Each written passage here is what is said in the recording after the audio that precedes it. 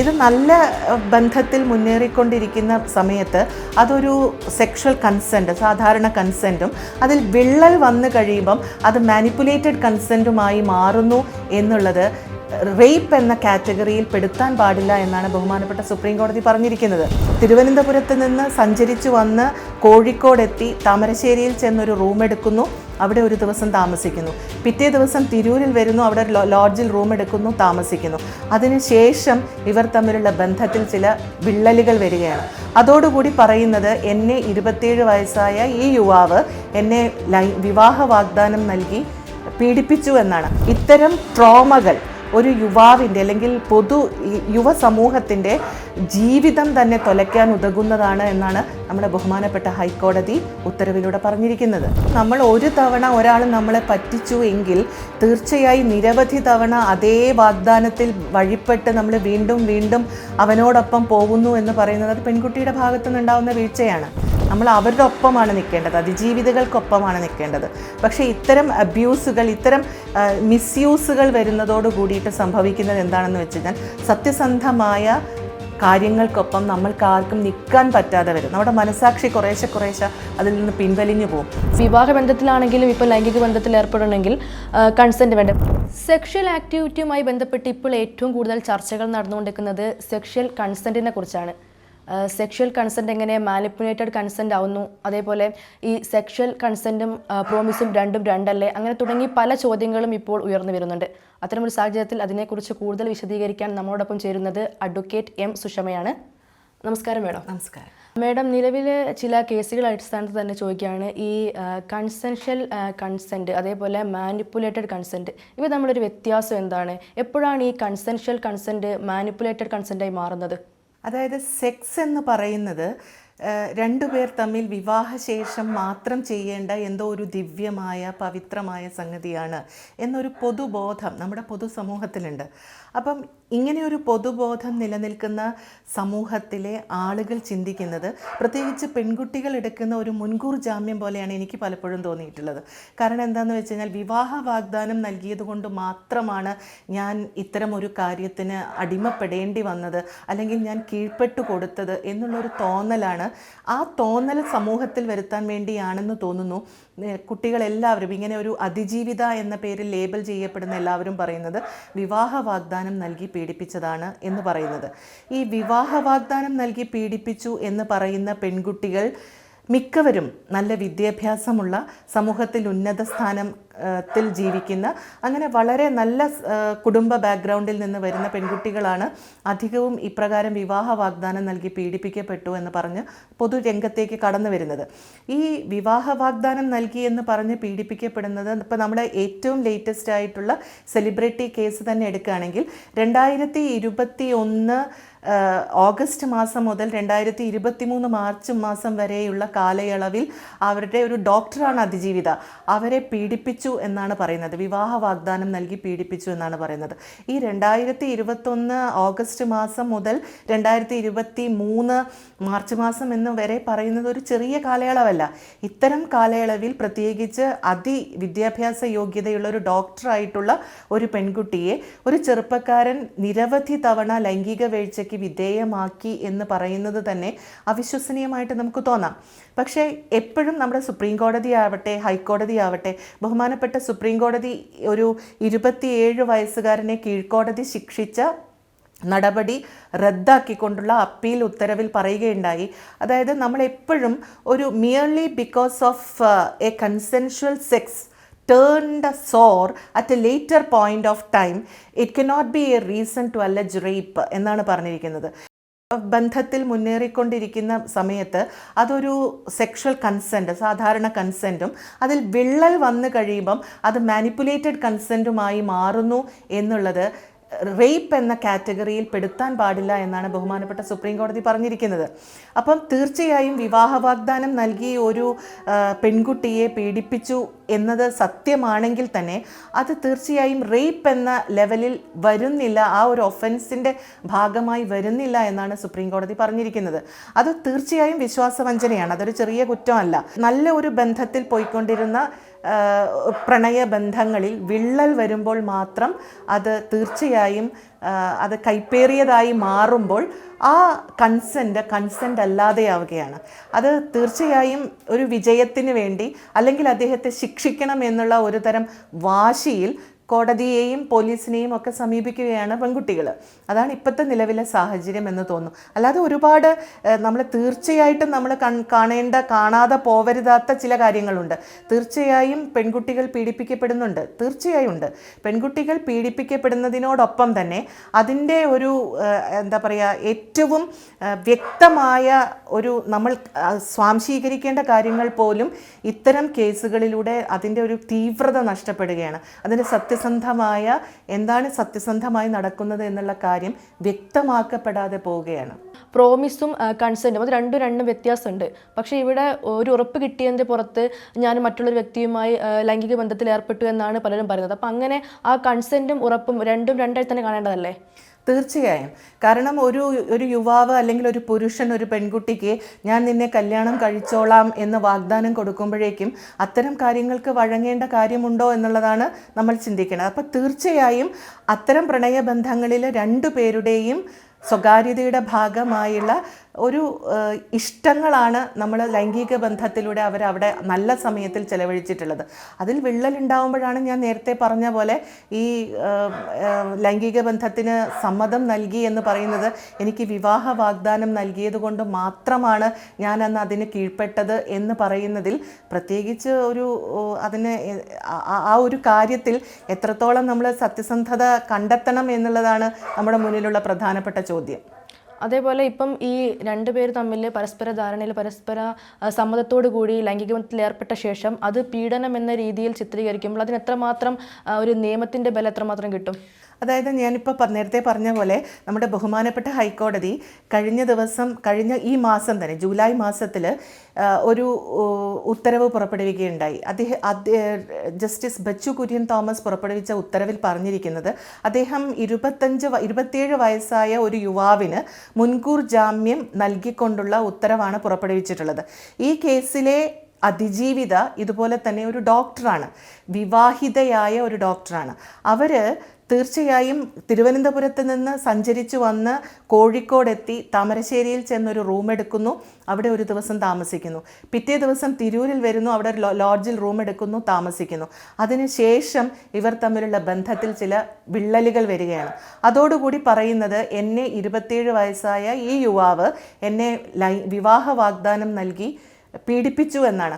ഈ ഒരു നിലവിലുള്ള വിവാഹം നിലനിൽക്കെ തന്നെ ആ വിവാഹിതയായ ഒരു പെൺകുട്ടി എന്നെ വിവാഹ വാഗ്ദാനം നൽകി പീഡിപ്പിച്ചു എന്ന് പറയുന്നതിലെ അർത്ഥശൂന്യത എത്രത്തോളം ഉണ്ടെന്ന് നമുക്ക് ആലോചിച്ചാൽ മതിയാവും. അതുകൊണ്ട് തന്നെ അദ്ദേഹം ആ ഉത്തരവ് പുറപ്പെടുവിച്ചുകൊണ്ട് തന്നെ പറഞ്ഞിരിക്കുന്നത് ഇത്തരം ട്രോമകൾ ഒരു യുവാവിൻ്റെ അല്ലെങ്കിൽ യുവ സമൂഹത്തിൻ്റെ ജീവിതം തന്നെ തൊലയ്ക്കാൻ ഉതകുന്നതാണ് എന്നാണ് നമ്മുടെ ബഹുമാനപ്പെട്ട ഹൈക്കോടതി ഉത്തരവിലൂടെ പറഞ്ഞിരിക്കുന്നത്, വ്യക്തമാക്കിയിരിക്കുന്നത്. അപ്പം ഈ ബലാത്സംഗ കേസ് എന്നുള്ളത് നിലനിൽക്കില്ല, വഞ്ചന മാത്രമായിരിക്കും ഈ കേസിൽ നിലനിൽക്കാൻ പോകുന്നത്. മറ്റൊരു പുരുഷൻ വിവാഹ വാഗ്ദാനം നൽകി പീഡിപ്പിച്ചു എന്നൊരു പെൺകുട്ടിക്ക് പരാതിയുണ്ടെങ്കിൽ തീർച്ചയായും അത് വിശ്വാസവഞ്ചന തന്നെയാണ്. ആ കുട്ടി അദ്ദേഹം എന്നെ വിവാഹം കഴിക്കും എന്നുള്ള വിശ്വാസത്തിൽ, അല്ലെങ്കിൽ ഒരു സ്ത്രീ മറ്റൊരു പുരുഷൻ എൻ്റെ പ്രണയിതാവ് എന്നെ വിവാഹം കഴിക്കും എന്നുള്ള വിശ്വാസത്തിലാണ് ലൈംഗിക വീഴ്ചയ്ക്ക് സമ്മതിക്കുന്നുവെങ്കിൽ പിന്നീട് അദ്ദേഹം ആ വാക്കിൽ നിന്ന് പിന്മാറുന്നുവെങ്കിൽ തീർച്ചയായും അത് വിശ്വാസവഞ്ചന തന്നെയാണ്. അത് റേപ്പ് എന്ന ഡെഫിനിഷൻ്റെ അകത്ത് വരുമോ എന്നുള്ളത് മാത്രമേ നമ്മളൊരു ചോദ്യചിഹ്നമായിട്ടുള്ളൂ. കാരണം അതിൽ തീർച്ചയായും നല്ല ശുദ്ധമായ കൺസെൻറ്റ്, ഉഭയകക്ഷി സമ്മതം, രണ്ടുപേരുടെയും ലൈംഗിക വീഴ്ചയിൽ ഉഭയകക്ഷി സമ്മതം ഉണ്ടായിരുന്നു എന്നുള്ളതാണ് ഏറ്റവും വലിയ കേസ് വരുമ്പോൾ ഇവർക്കും രണ്ടുപേർക്കും, അതായത് പുരുഷന് അനുകൂലമായി വരുന്നതും സ്ത്രീക്ക് പ്രതികൂലമായി വരുന്ന ഘടകങ്ങളും ഈ കൺസെൻറ്റ് തന്നെയാണ്. ഭാവിയിൽ കേസ് നടത്തിക്കൊണ്ട് വരുമ്പോൾ ഉണ്ടാവുന്ന ബുദ്ധിമുട്ടുകൾ ഈ കൺസെൻറ്റ് തന്നെയാണ് അപ്പോൾ ഉയർത്തപ്പെടുന്ന കാര്യം. അതേപോലെ മറ്റൊരു സംശയമുള്ളത് ഈ കൺസെൻറ്റ് ഒരു തവണ കൺസെൻറ്റ് നൽകി കഴിഞ്ഞാൽ പിന്നീട് അത് ആ ഒരു ഒരുപാട് കാലത്തേക്ക് അല്ലെങ്കിൽ എപ്പോഴും ഈ ലൈംഗിക ബന്ധത്തിൽ ഏർപ്പെടാനുള്ളൊരു സമ്മതമായി കരുതാൻ പറ്റും. അത് പിൻവാങ്ങാനുള്ളൊരു സാഹചര്യം കൂടെ ഇല്ലേ, അവകാശം കൂടെ ഇല്ല? അത് തീർച്ചയായും പെൺകുട്ടിയുടെ സ്വാതന്ത്ര്യമാണ്.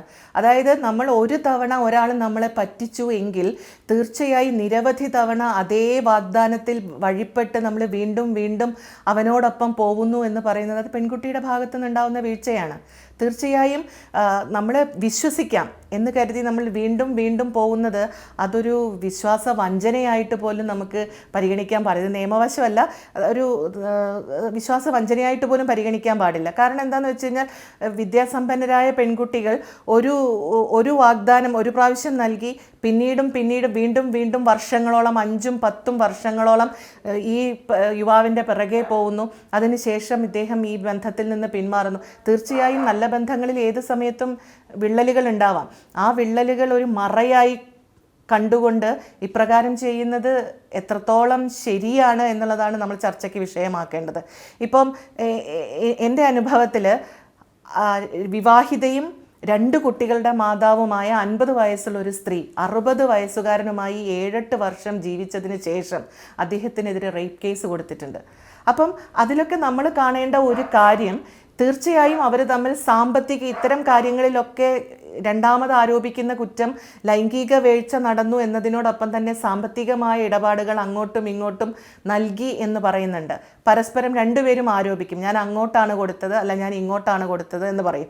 ഈ ലൈംഗിക വീഴ്ച നടക്കുന്നതിനോടൊപ്പം തന്നെ ഈ സാമ്പത്തിക പരമായ കൈമാറ്റങ്ങളും, പണത്തിൻ്റെ കൈമാറ്റം, വസ്തുക്കളുടെ കൈമാറ്റം, ഇതൊക്കെ ഈ ബന്ധങ്ങളിൽ നടന്നു വരുമ്പോൾ അതിൽ സംഭവിക്കുന്ന വിള്ളലുകളും ഈ പ്രണയബന്ധം വഴിതെറ്റി പോവാൻ ഇടയാക്കുന്നുണ്ട്. അപ്പം തീർച്ചയായും ഈ എല്ലാ റേപ്പ് കേസുകളിലും ഒരു 90% റേപ്പ് കേസുകളിലും സാമ്പത്തികമായ ആരോപണങ്ങളും ഉണ്ടാവാറുണ്ട് എന്നുള്ളതാണ് ഞാൻ കണ്ടിടത്തോളം എനിക്ക് തോന്നിയിട്ടുള്ളത്. ഇപ്പം വിവാഹ ബന്ധത്തിലാണെങ്കിലും ഇപ്പം ലൈംഗിക ബന്ധത്തിൽ ഏർപ്പെടണമെങ്കിൽ കൺസെൻറ്റ് വേണ്ടേ, ഭാര്യയുടെ ഒരു കൺസെൻറ്റ് വേണം? തീർച്ചയായും. അതായത് നമ്മൾ രണ്ടുപേരും ഒരു ലൈംഗിക വീഴ്ചയ്ക്ക് അല്ലെങ്കിൽ നമ്മൾ രണ്ടുപേരും പരസ്പരം ഉഭയകക്ഷി സമ്മതപ്രകാരമാണ് സാധാരണ സെക്സ് എന്ന നടപടി നമ്മൾ ചെയ്യുന്നത്. പക്ഷേ അതിൽ ഏതെങ്കിലും ഒരു വ്യക്തി, ഓപ്പോസിറ്റ് ആയിട്ടുള്ള ഏതെങ്കിലും ഒരു വ്യക്തി അതിൽ സമ്മതമില്ലായ്മ പ്രകടിപ്പിക്കുകയാണെങ്കിൽ, അല്ലെങ്കിൽ ഒരു വാക്കുകൊണ്ടോ പ്രവൃത്തി കൊണ്ടോ എനിക്ക് സമ്മതമല്ല എന്നറിയിക്കുകയാണെങ്കിൽ തീർച്ചയായും മറ്റേ വ്യക്തി പിന്മാറുകയേ മതിയാവും. അല്ലെങ്കിൽ അവിടെയാണ് റേപ്പ് ഉണ്ടാവുന്നത്. എനിക്ക് സമ്മതമില്ലാത്ത ഒരു കാര്യം എൻ്റെ എതിർകക്ഷി എന്നിൽ അടിച്ചേൽപ്പിക്കുമ്പോഴോ അല്ലെങ്കിൽ അദ്ദേഹം നേടിയെടുക്കാൻ ശ്രമിക്കുമ്പോഴോ ആണ് റേപ്പ് എന്ന് പറയുന്ന ഒരു സംഗതി ഉണ്ടാവുന്നത്. എൻ്റെ സമ്മതത്തിന് വിരുദ്ധമായി എന്നെ ലൈംഗിക ബന്ധത്തിന് നിർബന്ധിക്കുകയും ലൈംഗിക വീഴ്ച നടത്തുകയും ചെയ്യുമ്പോഴാണ് റേപ്പ് എന്ന് പറയുന്ന ഒരു ഒഫൻസ് ഉണ്ടായി വരുന്നത്. അല്ലാതെ നമ്മളെപ്പോഴും ഉഭയകക്ഷി സമ്മതപ്രകാരമുള്ളതിനെ നമ്മളെപ്പോഴും അത് അവർ നല്ല സമയങ്ങളിൽ ജീവിച്ചിരുന്നപ്പോഴുള്ള എന്താ പറയുക, പ്രണയാർദ്രമായ നിമിഷങ്ങളാണ് ഈ സെക്സിലേക്ക് എത്തിക്കുന്നത്. അപ്പം അത് വിള്ളലുണ്ടാവുമ്പോൾ മാത്രമാണ് നമ്മൾ എന്ത് ചെയ്യുന്നത്, അത് ഉഭയകക്ഷി സമ്മതപ്രകാരമല്ല, മാനിപ്പുലേറ്റഡ് കൺസെൻ്റായി മാറുന്നത്. അത് അന്നേ എന്നെ ബലം പ്രയോഗിച്ച് ചെയ്തതാണ് എന്ന് പിന്നീട് പോലീസിൽ പരാതി കൊടുക്കേണ്ടി വരുന്നത് അദ്ദേഹത്തെ ഒന്നുകിൽ എന്തെങ്കിലും തരത്തിൽ ബുദ്ധിമുട്ടിക്കാനോ അങ്ങനെ ഉദ്ദേശിച്ചിട്ടാണ് ചെയ്യുന്നത്. പിന്നെ ഇതിലൊക്കെ അൾട്ടിമേറ്റ് ആയിട്ടുള്ള ഒരു കാര്യം, ഒരു പെൺകുട്ടി അല്ലെങ്കിൽ ഒരു യുവതി അല്ലെങ്കിൽ ഒരു സ്ത്രീ എന്തെങ്കിലും ഒരു പരാതിയുമായി ഒരു പുരുഷനെതിരെ ഒരു സെക്സ് അബ്യൂസ് പരാതിയുമായി ഒരു പോലീസ് സ്റ്റേഷനിൽ ചെന്ന് കഴിഞ്ഞാൽ തീർച്ചയായും പോലീസ് സംവിധാനം അങ്ങനെ അവരുടെ ഒരു പരാതി രജിസ്റ്റർ ചെയ്യാൻ നിർബന്ധിതരാവുകയാണ്. എന്ന് പറഞ്ഞാൽ അതിലെ കേസിൻ്റെ മെറിറ്റിലേക്കൊന്നും ആരും എത്തി നോക്കേണ്ട കാര്യമില്ല. ഒരു സ്ത്രീ ചെന്ന് എനിക്ക് പരാതിയുണ്ട് എന്ന് പറഞ്ഞു കഴിഞ്ഞാൽ തീർച്ചയായും പോലീസ് കേസ് രജിസ്റ്റർ ചെയ്തേ മതിയാവും. പക്ഷേ ആ കേസ് രജിസ്റ്റർ ചെയ്യുന്നതോടുകൂടി പിന്നീട് ഉള്ള എല്ലാ വിഷമങ്ങളും സഹിക്കേണ്ടി വരുന്നത് പുരുഷനാണ്. കാരണം ബെയിലിന് പോകണം, അതിൽ ഒളിവിൽ പോകണം, ചിലപ്പം ഒരു കുറേ കാലം റിമാൻഡിൽ കിടക്കേണ്ടി വരും. ഇങ്ങനെ ഒരുപാട് കാര്യങ്ങൾ പുരുഷൻ അനുഭവിക്കേണ്ടി വരുന്നത്. സ്ത്രീകളും തീർച്ചയായും അതിൻ്റെ എല്ലാ ബുദ്ധിമുട്ടുകളും സ്ത്രീകൾക്കുമുണ്ട്, ഒരിക്കലും ഇല്ല എന്ന് പറയില്ല. പിന്നെ ഇങ്ങനെ ഒരു പരാതി കൊടുത്തു കഴിഞ്ഞാൽ അതുമായി ബന്ധപ്പെട്ട നിരവധി ബുദ്ധിമുട്ടുകൾ സ്ത്രീകൾക്കുമുണ്ട്. അതിൻ്റെ പുറമെ യഥാർത്ഥത്തിൽ അതിജീവിതകളാവുന്ന സ്ത്രീകളുടെ ഒപ്പം നമ്മൾ അവരുടെ ഒപ്പമാണ് നിൽക്കേണ്ടത്, അതിജീവിതകൾക്കൊപ്പമാണ് നിൽക്കേണ്ടത്. പക്ഷേ ഇത്തരം അബ്യൂസുകൾ, ഇത്തരം മിസ്യൂസുകൾ വരുന്നതോട് കൂടിയിട്ട് സംഭവിക്കുന്നത് എന്താണെന്ന് വെച്ച് കഴിഞ്ഞാൽ സത്യസന്ധമായ കാര്യങ്ങൾക്കൊപ്പം നമ്മൾക്ക് ആർക്കും നിൽക്കാൻ പറ്റാതെ വരും. നമ്മുടെ മനസാക്ഷി കുറേശ്ശെ അതിൽ നിന്ന് പിൻവലിഞ്ഞു പോകും. സത്യസന്ധത തിരഞ്ഞു നോക്കേണ്ട അവസ്ഥയിലേക്ക് നമ്മൾ എത്തിപ്പെടും. കാരണം സത്യം ഏതാണ്, ദുരുപയോഗം ചെയ്യുന്നത്, വകുപ്പുകളെ ദുരുപയോഗം ചെയ്യുന്നത് എന്താണ് എന്ന് തിരിച്ചറിയാൻ പോലും പറ്റാത്തത് ഒരു നേരിയ വ്യത്യാസത്തിൻ്റെ പുറത്തായിരിക്കും. കാരണം നമ്മൾ എപ്പോഴും അതിജീവിതകൾക്കൊപ്പമാണ് നിൽക്കേണ്ടത്. അത് പ്രത്യേകിച്ചൊരു സ്ത്രീ എന്ന നിലയിലും ഞാൻ അതിജീവിതകൾക്കൊപ്പം തന്നെ. പക്ഷേ പുരുഷനും ഈ കാര്യത്തിൽ മിസ്യൂസ് ചെയ്യപ്പെടുന്ന വകുപ്പുകളുമായി ബന്ധപ്പെട്ട് മുന്നോട്ട് പോകുന്ന പുരുഷന്മാർ ഓരോരുത്തരും ഈ ഒരു കാര്യത്തിൽ അങ്ങേയറ്റം ബുദ്ധിമുട്ടുന്നുണ്ട് എന്നുള്ളതാണ് സത്യം.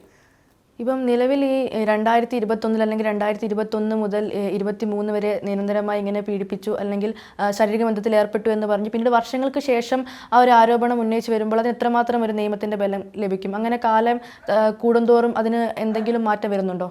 അതാണ് ഞാൻ നേരത്തെ പറഞ്ഞത്. മുൻകൂർ ജാമ്യം അനുവദിച്ചുകൊണ്ട് ബഹുമാനപ്പെട്ട ഹൈക്കോടതി ഉത്തരവ് നിലനിൽക്കുന്നുണ്ട്. അപ്പം നമ്മളിപ്പോൾ ഈ 3 വർഷം നിരന്തരമായി പീഡിപ്പിച്ചു എന്ന് പറയുന്ന വ്യക്തി ഇപ്പം മുൻകൂർ ജാമ്യത്തിന് ഹൈക്കോടതിയെ സമീപിച്ചിരിക്കുകയാണ്. തീർച്ചയായും അദ്ദേഹത്തിന് കോടതിക്ക് അദ്ദേഹത്തിൻ്റെ വാദം അംഗീകരിക്കാതിരിക്കാം. അത് കോടതിയുടെ ഡിസ്ക്രിഷനാണ്. പക്ഷേ അദ്ദേഹത്തിന് സാധാരണ എല്ലാ പ്രൊസീജിയറുകളിലൂടെയും കടന്നുപോയതിന് ശേഷം പിന്നെ ട്രയലൊക്കെ ഫേസ് ചെയ്യുന്ന സമയത്ത് ഈ കൺസെൻറ്റ് പ്രോപ്പറായിരുന്നോ, അതിൽ യാതൊരു മിസ്കൺസെപ്ഷൻ ഓഫ് ഫാക്റ്റ് എന്ന് പറയും, ആ മിസ്കൺസെപ്ഷൻ ഓഫ് ഫാക്റ്റ് ഒന്നും ഇല്ലാതെയാണ് കൺസെൻറ്റ് നേടിയെടുത്തത് എന്ന് അദ്ദേഹത്തിൻ്റെ വക്കീലന്മാർക്ക് പ്രൂവ് ചെയ്യാൻ പറ്റിയാൽ അദ്ദേഹത്തെ ഒരുപക്ഷെ നിയമത്തിൻ്റെ നൂലാമാലകളിൽ നിന്ന് ഒഴിവാക്കിയേക്കാം.